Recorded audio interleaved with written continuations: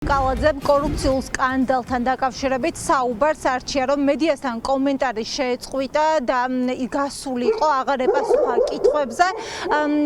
არადა მას ვკითხეთ, თავად რა ინფორმაცია ჰქონდა კახა გვანცელაძესა და სუსის ყოფილ ხელმძღვანელს გრიგორ ლილუაშვილის კავშირებთან დაკავშირებით, რადგან ახლა საგამოძიებო უწყება ამტკიცებს, რომ ეს ორი პირი შეთანხმებით მოქმედებდა და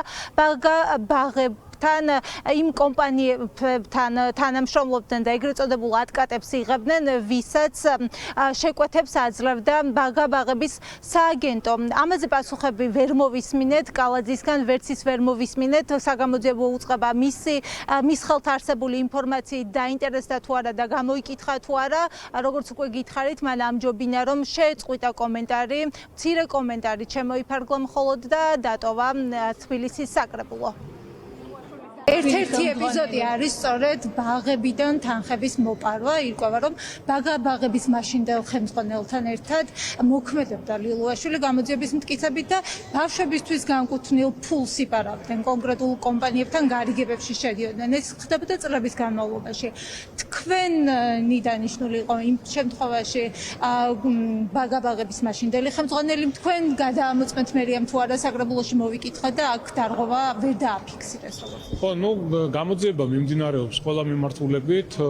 ეხლა გამოძიების ინტერესებიდან გამომდინარე მე დამატებით ვერაფერს ვერ ვიტყვი, დაველოდოთ გამოძიებას და ყველა კითხვაზე გამოძიება გასცემ შესაბამისად. თქვენ გამოიკითხეთ ბაღების საცალო. ანუ იცით უფრო მეტი დეტალი და არ გსურთ საუბარი. მივესალმებით ზოგადად კორუფციის წინააღმდეგ ბრძოლას. ასე ამოვნოა, რომ შესაბამისი უწყებები დგავენ კონკრეტულ ნაბიჯებს. ბავშვების ფულის მითვისება ხდებოდა, თქვენ არ მოიკითხეთ მაშინ რომ დავიმჯელოთ ამასთან დაკავშირებით. შეგვიძლია ვარაუდეთ. ბატონო კახე, არ დამისრულებია. ბატონო კახე. ირაკლი ხმალაძე სად არის? შეგიძლია გითხრათ? თქვენი სანდო კაცი იყო, მოადგილე იყო. სად არის ირაკლი ხმალაძე? საქართველოშია თუ დატოვა ქვეყანა? კახა გვანცელაძე ახლა ამერიკაშია, მან ქვეყანა 2023 წელს დატოვა, მას მერე რაც თანამდებობიდან წავიდა, ოფიციალურ მიზეზად მაშინ სახელდებოდა მის ჯანმრთელობის მდგომარეობა. მანამ სანამ ის ბაღების სააგენტოს ხელმძღვანელობდა, ოპოზიციას ჰქონდა სწორედ სავარაუდო კორუფციასთან დაკავშირებით კითხვები, რადგან ეჭვობდნენ, რომ კონკრეტულ კომპანიებზე ხდებოდა შესყიდვების მორგება, თუმცა მაშინდელი ხელმძღვანელობა და მაღალი თანამდებობის პირები ამ სავარაუდო კორუფციულ გარიგებას უარყოფდნენ. დღეს ჩვენ ვკითხეთ საკრებულოს წევრებს, მათ შორის თავმჯდომარეს საკრებულოს, როგორც მაკონტროლებელ ორგანოს ახლა რა შეეძლო, რა გაარკვია სარევიზიო კომისიამ თუ რაიმე დარღვევა დაადგინა, თუმცა მივიღეთ პასუხად, რომ ბაღების სააგენტოში დარღვევების შესყიდვებზე საკრებულოს არ აღმოუჩენია. ბაღები არის ზოგადად შემოწმებული და ბაღებს სააგენტოს ეხლა ყავს ახალი ხელმძღვანელი და მე იმის მერეც არაერთი ხელმძღვანელი შეიცვალა პიროვნება, რომელიც დასახელებულია. ამ ადამიანს არ დაუდგინდება ბრალდა სანამ სასამართლო არ ცნობს ამ ადამიანის ბრალს და დადასტურებულად, თუნდაც შენ მოვერიდოთ ყველაფერზე დაველოდოთ მონიტორინგი საკრებულოს და ბაღებზე რა ხდება ძალიან მნიშვნელოვანია ის პერიოდი, რაც ჩვენ ვართ დღეს საკრებულოში და რაც ჩვენ შემოწმდა სარევიზიო კომისია აქვს ჩატარებული არანაირად პირიქით ჩვენ არანაირად დარღვევა არ გვინახია. ლილუაშვილის დაკავებაზე რა სიტყვით ეგრეთ წოდებული ატკატების აღებას ედავებიან გვანცელაძესთან?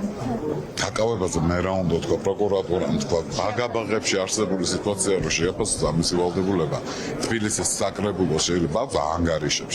კონკრეტულ საქმეში ვინმე თუ რაღაც ზაშავებდა, ამას ვერ შეაფასებს საკრებულოს დეპუტატი. მე ვერ გეტყვით ჩემი წინამორბედების დროს რა ტიპის დოკუმენტაცია ან როგორ იყო, ან რა ტიპის დოკუმენტაცია და როდის აქვს დაწყებული უწყებების გამოძიება.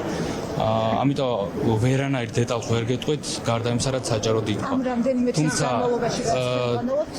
მე დაახლოებით თვენახევარია რაც ვარ, რა თქმა უნდა, აბსოლუტურად ღია ვარ ნებისმიერი ტიპის დოკუმენტი, როცა იქნება საჭიროება უწყებების მხრიდან ჩვენგან მიწოდებული იქნება ნებისმიერი თანამშრომელი, კიდევ ერთხელ ვამბობ, ვის მიმართაც დადგება რაიმე ტიპის კითხვა, მან უნდა გასცეს ამ კითხვის პასუხი, ვისაც ექნება რაიმე ტიპის გადასტომა, რა თქმა უნდა, მკაცრად აგებს პასუხს.